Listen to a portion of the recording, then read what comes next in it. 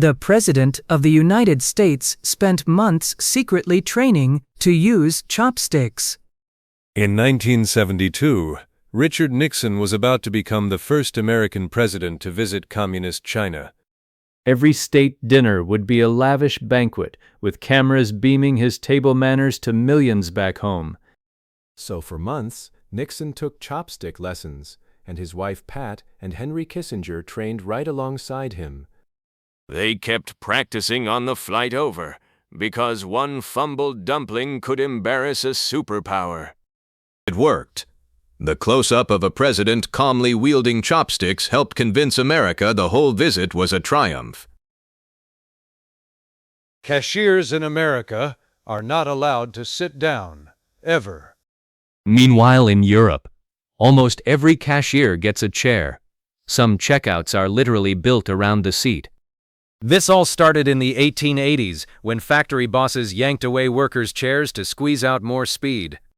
American stores kept the rule because a standing worker supposedly looks more professional and ready to serve.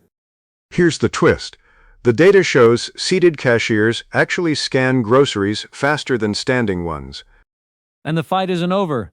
California's top court ruled workers deserve a chair, so the 140-year battle for the right to sit rolls on. In 1797, nearly 20% of America's federal budget went straight to pirates. After independence, American merchant ships lost the British Navy's protection, and Barbary corsairs from North Africa started seizing them at will. The young nation had disbanded its navy entirely, so it did what most of Europe did. It paid the pirates to leave its ships alone. One deal with Algiers alone cost about $1 million, in cash, naval supplies, and even a brand new warship handed over as a gift. The bill got so outrageous that Congress ordered 6 brand new frigates in 1794, and the United States Navy was born. Within a few years, America stopped writing checks and started sending warships, which is why the Marines still sing about the shores of Tripoli. Sparta's legendary warriors never worked a single day in their lives. That's because Sparta conquered its Greek neighbors and enslaved the entire population. These people, called helots, farmed the fields and did every job Sparta needed. With all the labor covered, every Spartan man could train for war full-time, from age 7. But here's the twist. The helots outnumbered the Spartans by as much as 10 to 1. So the fiercest army in Greece spent its whole existence terrified of its own workforce. America made daylight saving time permanent and regretted it in about 8 weeks. The first try was World War II, when the whole country ran on year-round wartime for 3 straight years. Then in 1974, during the energy crisis, Congress tried it again, flipping the whole nation to summertime in the dead of January. The problem? Winter sunrises slid past 8 a.m., so kids waited for school buses in total darkness. Support cratered from 79% to just 42% in 2 months, and it barely saved any energy anyway. So in October 1974, America gave up and turned the clocks back, proving twice over that everyone wants permanent summer until winter shows up. College students named their campus cafeteria after a convicted cannibal, completely on purpose.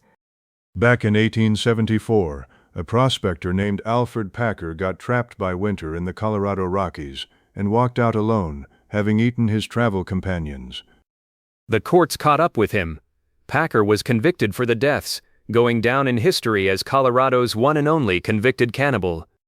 Fast forward to 1968, the University of Colorado Boulder let students name the brand new grill in the student union, their pick, the Alfred Packer Grill. And the original slogan they slapped on it, "Have a friend for lunch."